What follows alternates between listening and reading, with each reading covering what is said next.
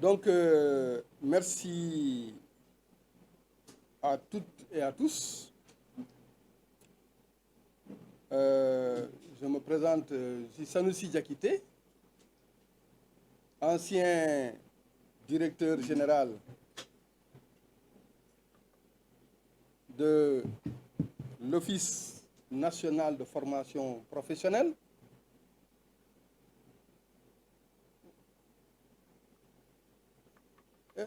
Est-ce que vous pouvez m'appeler la technicienne là? Elle vient régler le micro. Oui, le micro. Hein? Voilà. Merci beaucoup. Comme ça, même si ceux qui sont derrière ne me voient pas, ils peuvent m'entendre.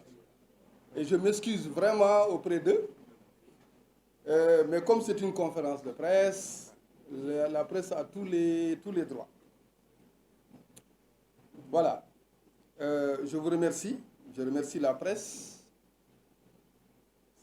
d'avoir bien voulu répondre à notre invitation à cette conférence de presse. Je voudrais remercier le président Bassirou Diomaye Faye pour avoir demandé la publication des rapports des corps de contrôle. J'avais été longtemps frustré de ne pas pouvoir apporter des précisions et des éclairages sur le rapport de la Cour des comptes portant contrôle de gestion de l'Office national de formation professionnelle, exercice 2013-2017. Période pendant laquelle j'étais le directeur général de cette institution. Maintenant que le rapport est publié, mis à la disposition de l'opinion, je suis en droit d'intervenir dans le débat public, alors que j'étais jusque-là astreint à la confidentialité.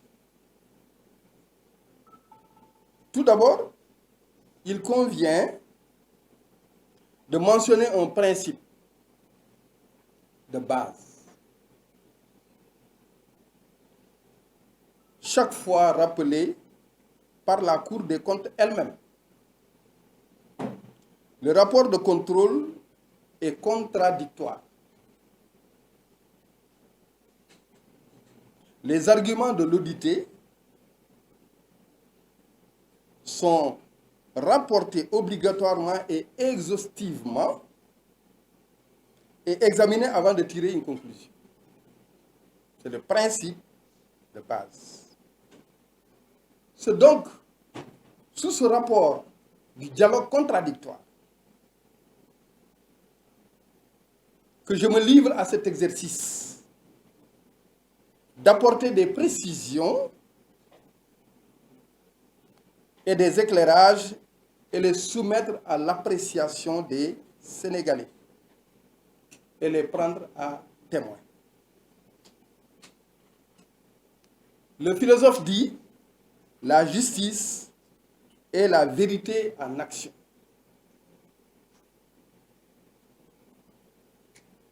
Elle ne peut donc être statique. Elle est dynamique.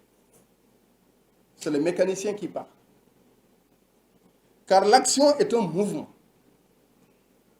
La justice doit se remettre en cause sous l'action de la vérité.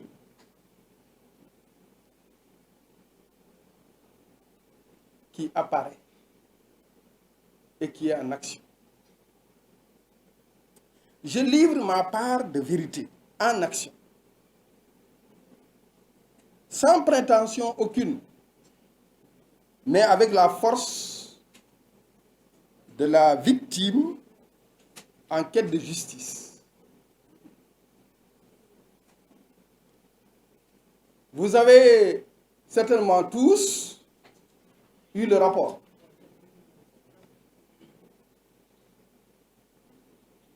Mais pour les besoins de la circonstance, je vous fais lecture d'un extrait sur lequel va porter mon exposé. C'est à la page 22 du rapport. J'ouvre les guillemets. La Cour rappelle que l'article 4 du décret 2014-696 du 27 mai 2014 précité prévoit que le directeur général d'une entité classée à la catégorie numéro 3, telle que l'ONFP, ayant ou non le statut d'agent de l'État, perçoit un salaire net plafonné à 3 millions par mois.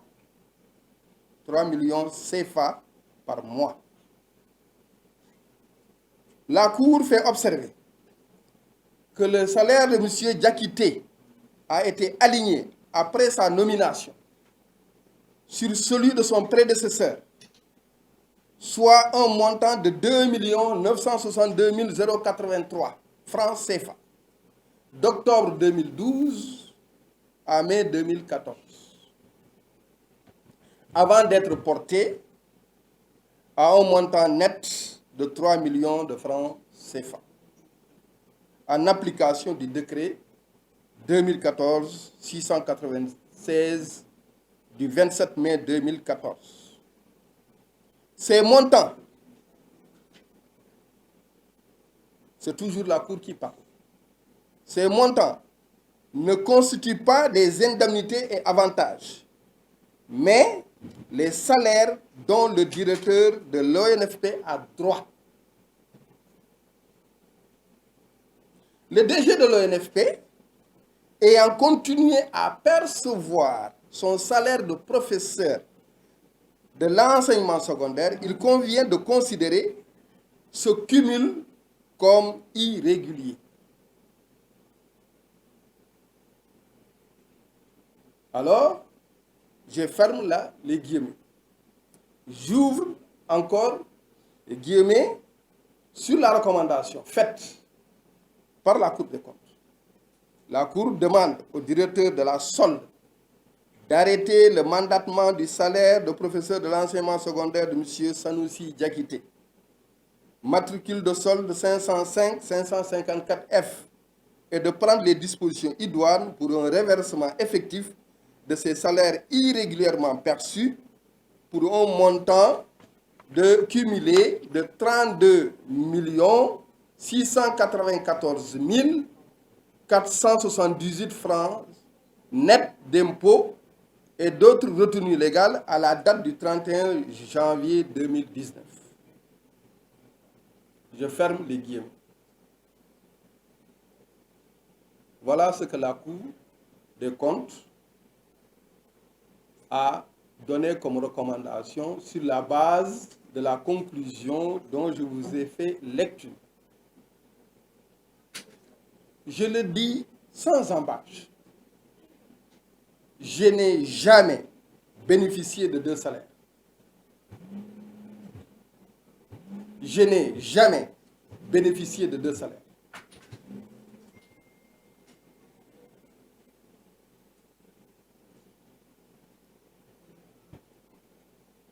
J'ai perçu mon salaire de fonctionnaire et à l'ONFP, j'ai bénéficié d'indemnités de fonction. Je n'ai jamais été un salarié de l'ONFP. Je vous présente ici, maintenant, les références d'un tel traitement. Bénéficier de salaire et avoir des indemnités à l'ONFP.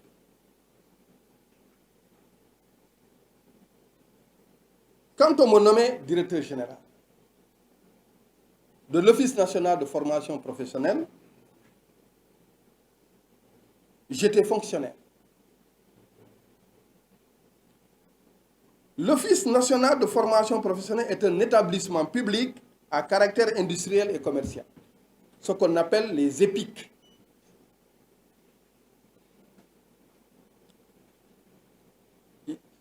Il appartient au secteur parapublic.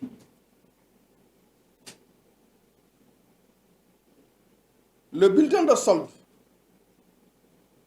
de l'ONFP, les bulletins de solde de l'ONFP, comme de la plupart des établissements publics, sont établis par la direction de la solde du ministère de l'économie et des finances. Ce n'est pas l'ONFP qui établit les bulletins de solde. Précisément à la direction qu'on appelle la direction du traitement automatique de l'information, DTAI, communément appelée Petit Centre, direction dont la tutelle est le ministère des Finances. J'ai donc, à ma nomination, transmis à la DTAI mon bulletin de salaire de fonctionnaire, ainsi que la résolution du conseil d'administration relative au traitement du directeur général. La direction de la solde, par la DTAI, m'indiqua alors que je ne pouvais disposer que d'une indemnité différentielle. La direction de la solde, par la DTAI, m'indiqua que je ne pouvais disposer que d'une indemnité différentielle calculée à partir de mon salaire indiciaire de fonctionnaire et le salaire de l'emploi occupé au niveau de l'ONFP, c'est-à-dire le salaire d'un directeur général à l'ONFP.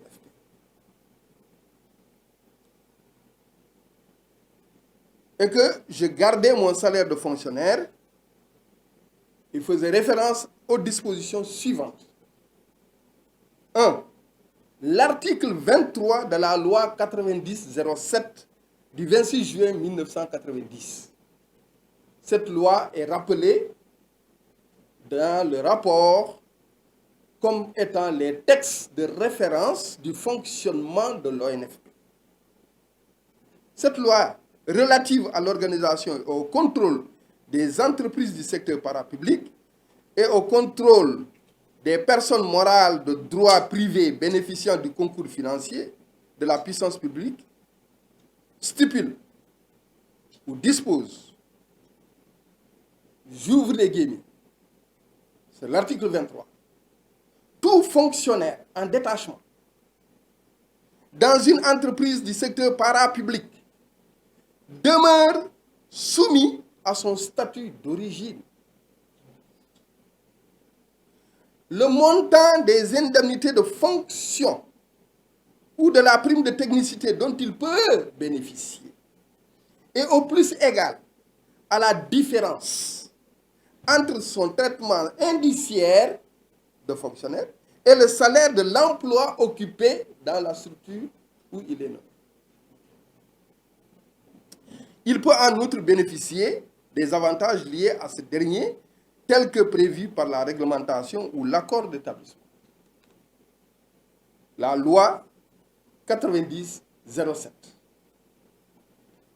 Mais il y a en plus le décret qui organise le fonctionnement de l'ONFP, c'est-à-dire le décret 87-955 du 21 juillet 1987.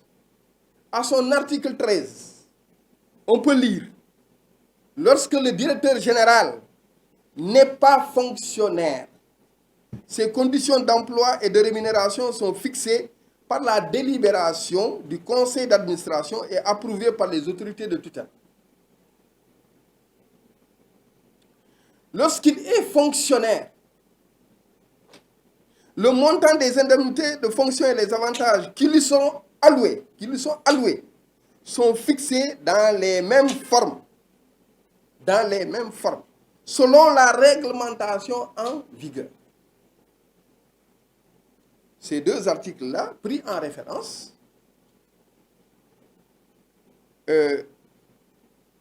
par la DTAI, il n'y avait aucun moyen d'être un salarié de l'ONFP pour moi.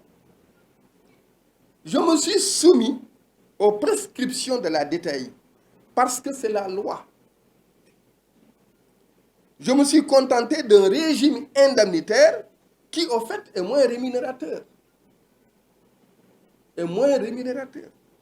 Vous remarquerez, d'ailleurs, que la Cour des comptes n'a pas remis en cause la vigueur des dispositions que je viens de citer dans le rapport, mais elle les a ignorées dans sa conclusion.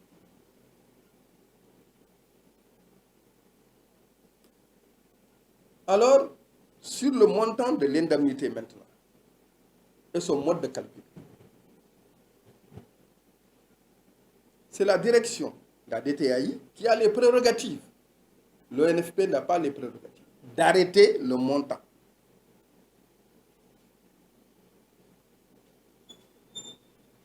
Je pourrais vous montrer le bulletin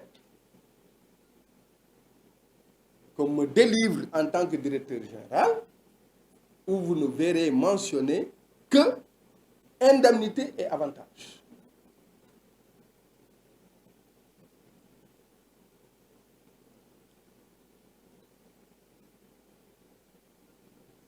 On pourrait voir sur ce bulletin que c'est bien la direction de la solde et non les RFP qui arrête les montants de mon indemnité. Et vous pourrez constater qu'il s'agit bien d'indemnités et avantages et non de salaire.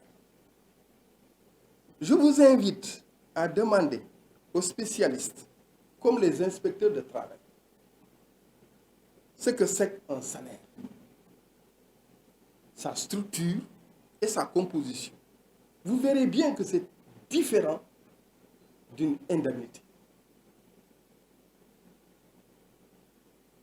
Ainsi, le montant de mon indemnité différentielle, donc quand on dit différentiel, cela veut dire qu'il y a deux éléments à prendre en compte. Le salaire indiciaire de fonctionnaire et le salaire de l'emploi occupé à l'ONF. On fait les différences entre les deux.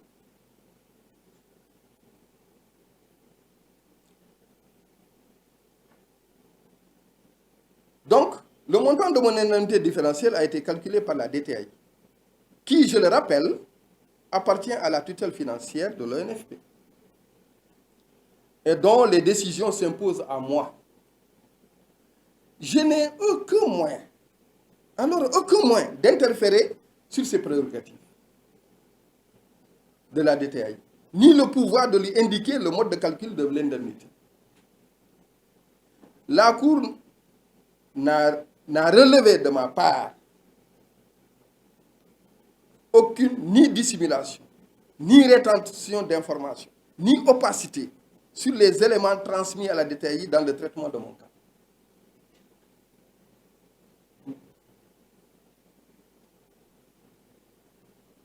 Je n'ai perçu que ce qui est arrêté par la DTAI tout le temps que j'ai été à l'ONFP.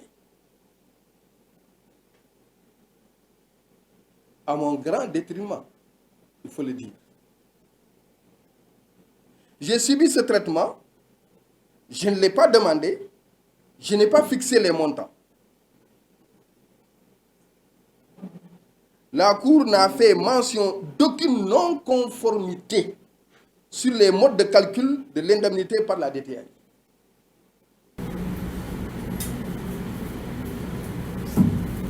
Je n'ai donc jamais cumulé de salaire.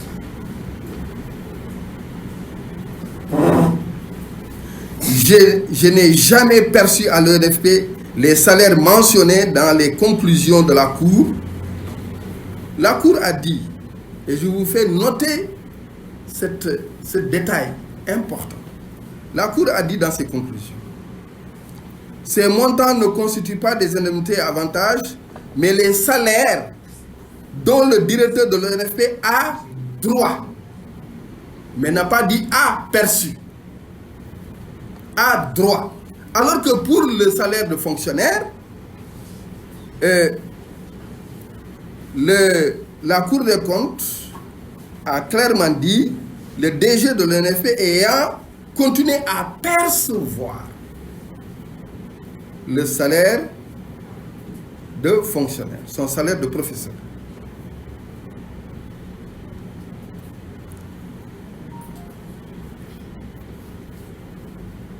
Les montants de 2 962 000 et les montants de 3 millions ont été considérés par la Cour des comptes comme des salaires dont le directeur a droit.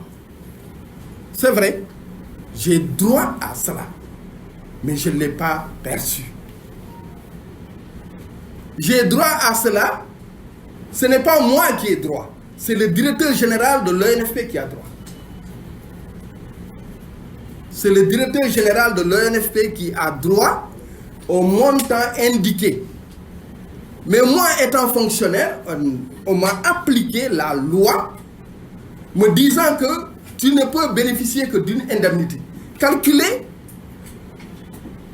à partir de mon salaire de fonctionnaire et le salaire du directeur général.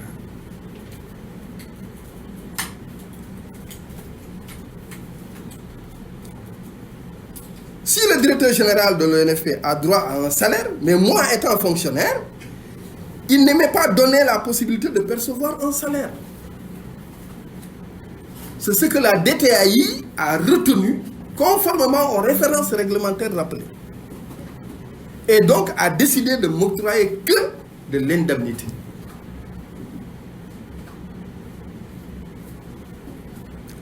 Mes bulletins le montrent.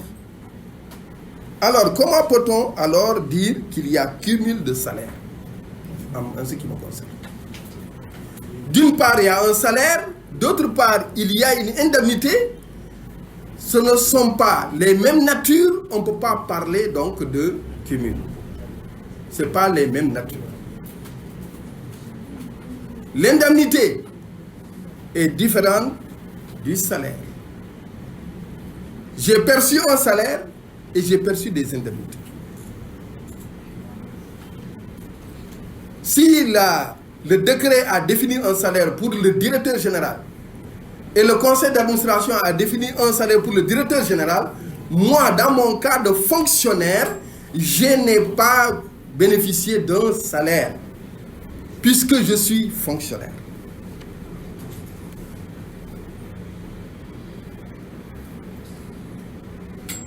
On voit bien qu'il n'y a pas de salaire pour parler de cumul. Si cela était possible,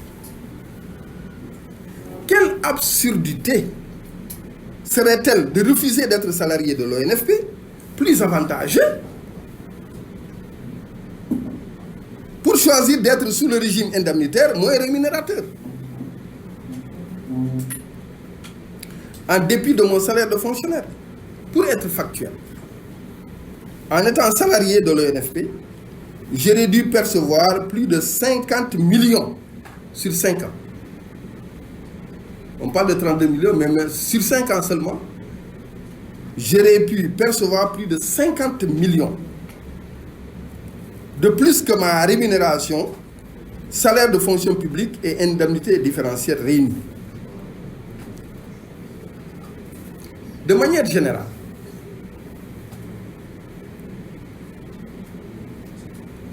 si on dit que la DTAI a appliqué à moi des dispositions réglementaires et législatives, la loi 90-07 m'a été appliquée étant fonctionnaire. Donc, je ne suis pas le seul fonctionnaire dans le pays. Et je ne suis pas le seul ayant été dans une structure appelée établissement public ou bien une structure du secteur parapublic et en état fonctionnaire. Donc, vous pouvez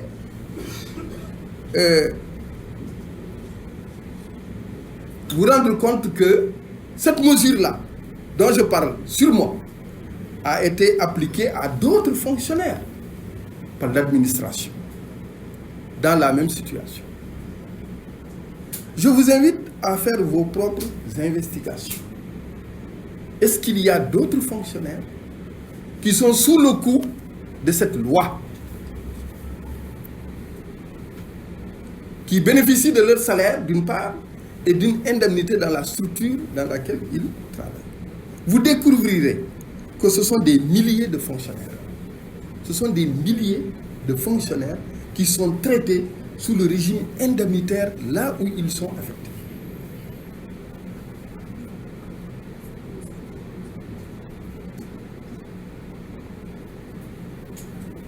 Cela donc ne peut dépendre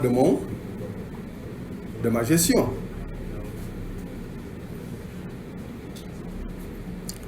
Il y a manifestement une erreur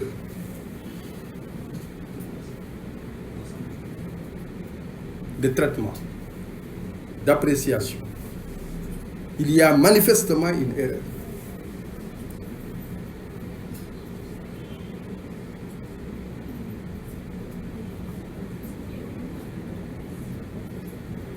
Maintenant, parlons de ma gestion proprement dite à l'ONFP. Ma gestion proprement dite. Je vous invite à parcourir le rapport. Le rapport est disponible. Parcourez le rapport. De long en large, vous ne verrez aucune faute de gestion, aucun détournement, aucune malversation qui me soit reprochée au terme de cette année de gestion de plusieurs milliards. Plusieurs milliards. Je suis propre.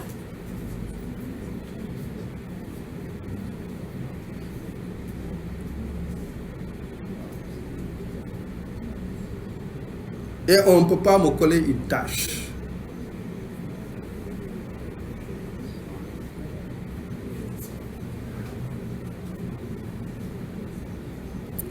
J'ai porté le budget de l'ONFP de 2,5 milliards à 18 milliards. On ne me reproche rien dans ma gestion. Aucun détournement, aucune malversation, aucune faute de gestion. Et j'ai porté, moi, par mes efforts, par mes initiatives, par les projets et les imaginations que j'ai pu avoir à l'ONFP avec mes collègues qui se sont engagés à mes côtés, à porter le budget à 18 milliards. Et dans la gestion de ces 18 milliards, on ne me reproche aucun détournement, aucune malversation, aucune faute de gestion, que ce soit sur le personnel que sur le budget.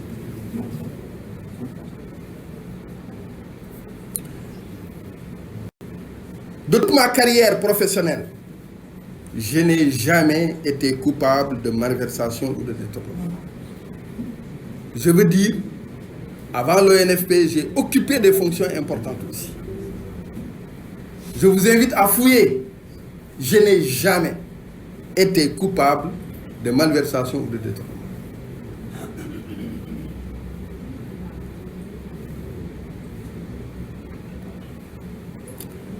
D'ailleurs, pensez-vous que je puisse me laisser aller à ces pratiques malsaines de fossoyeur de son pays après avoir été le premier Africain noir lauréat du prix Rolex,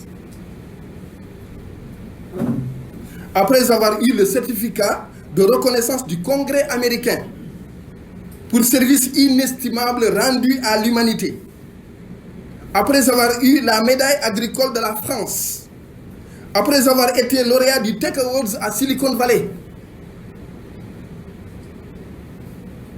après 2 brevets d'invention à l'OAPI, après avoir été l'inventeur de la première machine à décortiquer le fonio au monde. Est-il vraiment imaginable que je puisse agir de manière à compromettre et à mettre à terre cette image de marque, ce capital confiance mondial dont Dieu m'a gratifié pour des pratiques illégales de rémunération de 400 000 francs. Je peux courir le risque de mettre à terre ma réputation pour 400 000 francs. Non.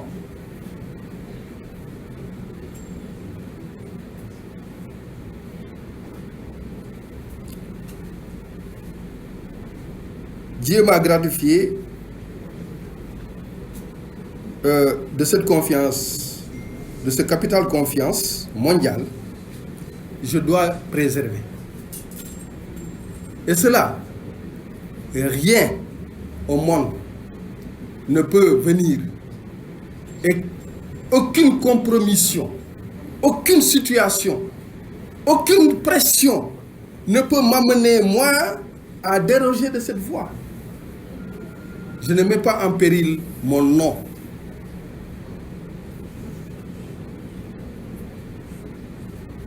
Dès lors que je jouis déjà d'une richesse, d'un patrimoine et d'une réputation acquis à la sueur de mon front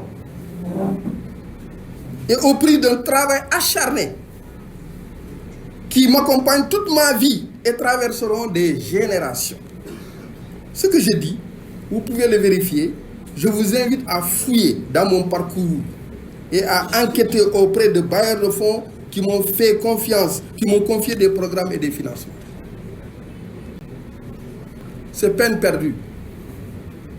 On ne réussira pas à me salir, à salir mon image et ma réputation. Bâti au prix de sacrifices, de rigueur et d'exigence sur soi, par conscience et par éducation. C'est vrai, je ressens un immense préjudice moral pour cette erreur-là. Un immense préjudice moral. Mais cela ne me détournera pas de mon chemin. Mon chemin, c'est d'être au service de ma communauté. Ce chemin qui m'a permis, par la machine à décortiquer le fognon que j'ai inventé, de sortir des milliers de personnes de la pauvreté et de réhabiliter une céréale patrimoine historique et culturel. Ce qui nous importe maintenant, une fois ces précisions faites, c'est de travailler à régler les problèmes d'emploi et de souveraineté alimentaire. C'est ça qui doit être la direction. Sur ces questions, nous avons des solutions. Je vous dis, là aussi, sans embâche, nous avons des solutions sur les questions d'emploi et sur les questions de souveraineté alimentaire. J'ai une organisation qui s'appelle AMFIT. Mon organisation politique, ça s'appelle AMFIT. L'audace de la souveraineté. C'est Alliance des mouvements pour la force et l'intensité du travail. Nous considérons que le travail est le facteur pour réaliser notre souveraineté économique. Le facteur travail. Au sein de cette organisation, membre de la coalition Diomaye Président, nous sommes engagés sur ces fronts: l'emploi et la souveraineté alimentaire. Pour le succès du mandat du président, à travers le soutien aussi au gouvernement dirigé par le Premier ministre Ousmane Sonko.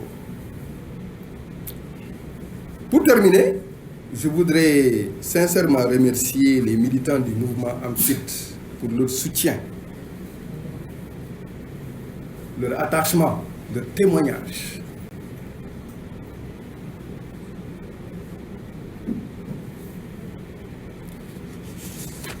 Mais je reste confiant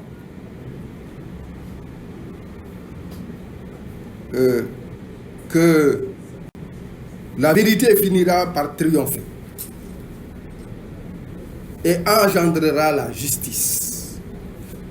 Je ne désespère pas, puisque la Cour des comptes peut revoir d'elle-même une décision quand elle se rend compte qu'il y a un tort ou une erreur. Là, il y a erreur en ce qui me concerne. Il y a erreur en ce qui me concerne. Je vous remercie.